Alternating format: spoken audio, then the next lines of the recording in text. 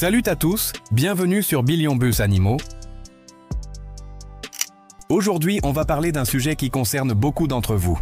Comment gérer plusieurs chats et leur litière sans conflit?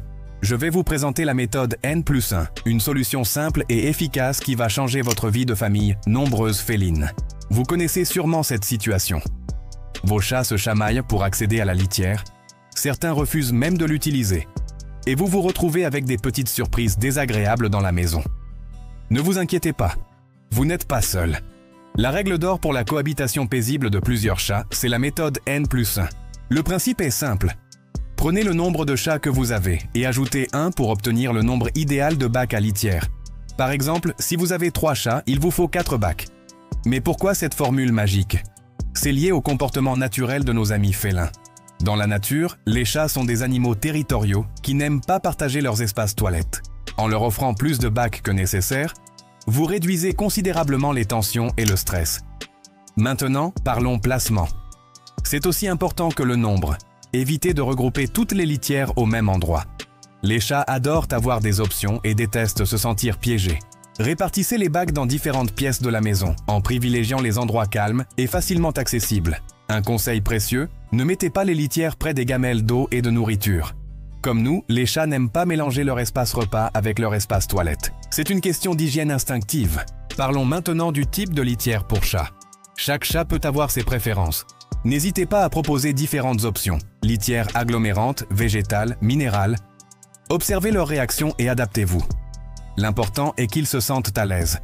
La profondeur de la litière joue aussi un rôle crucial. Les chats adorent pouvoir creuser et recouvrir leurs besoins. Comptez environ 5 à 7 cm de litière dans chaque bac. Trop peu de litière peut les décourager de l'utiliser. Un point souvent négligé, la taille des bacs. Pour un chat adulte, privilégiez des bacs suffisamment grands pour qu'il puisse se retourner confortablement. La règle générale, le bac doit faire au moins 1,5 fois la longueur de votre chat. L'entretien régulier est absolument crucial. Nettoyez les litières quotidiennement, changez la litière complètement toutes les semaines ou tous les 15 jours selon le type utilisé. Un bac sale est la première cause de refus d'utilisation.